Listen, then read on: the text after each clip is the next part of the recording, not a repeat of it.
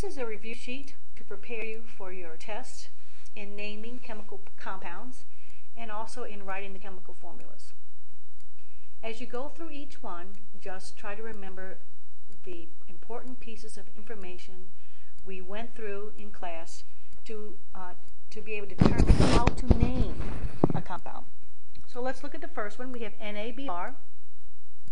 Noting that sodium is a metal, we're going to actually make sure that we look, in case you haven't remembered, whether it is a transition metal or just a main group metal. And you see it's in family 1, group 1, so it does not need a Roman numeral. And because there are only 2 elements in that compound, it would end in an IDE. So the name is sodium bromide. The second one has calcium, so we would just put calcium. And look at that large polyatomic ion. That polyatomic ion, you would look up on your list, and it is an acetate ion. Noting that there are no prefixes used when we have metals. The next one is phosphorus and oxygen, 2 nonmetals. Therefore, we need to make sure we use prefixes. So there are 2 phosphorus, so we say diphosphorus. And there are 5 oxygens, so it would be pentoxide. Fourth one is titanium, and titanium is a metal, and so there are no prefixes used. And then you notice that as you look on your periodic table of ions, that there's more than one possibility for titanium. So we have to make sure we put in the right Roman numeral. Phosphate is a -2,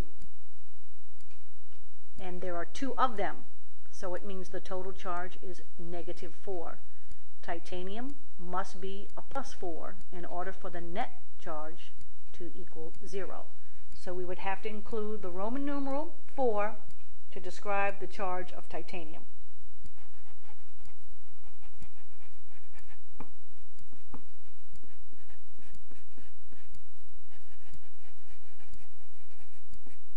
Noticing sulfate ends in an ATE. The next compound is iron phosphate, but as you look toward your periodic table of ions, you would see that iron has more than one possibility of its oxidation state, its charge. So you notice there's only 1 iron atom combining with a phosphate polyatomic ion, and that's -3. So iron must be a +3 in order to make the net charge equal 0. The next one has a potassium atom, 3 of them, and nitrogen. And potassium's a metal, so no prefixes are going to be used. And we don't need to indicate a charge for potassium because it's only one possibility of +1. So it's potassium nitride. IDE ending because it's a binary compound, there's no oxygen, so it's nitride. The next one is sulfur and oxygen, 2 nonmetals, so it's sulfur dioxide. Note that the sulfur does not get a prefix because there's only 1, and we don't use mono in the first element of a compound if there's only 1.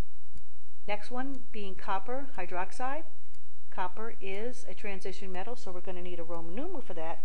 So it's copper, Roman numeral 1, hydroxide. Hydroxide is a -1. We only have 1 copper, so it's got to be a charge of +1. Now we have number 9, which is zinc nitrite.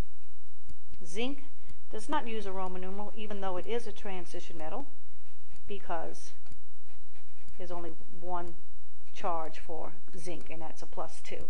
You'll notice that the nitrate is a -1, and we have 2 of them, hence equaling the net charge of 0. And then the last one we need to name is vanadium. And vanadium is also a transition metal, And so we probably need to include, oops, I spelled it wrong, a Roman numeral for that one as well.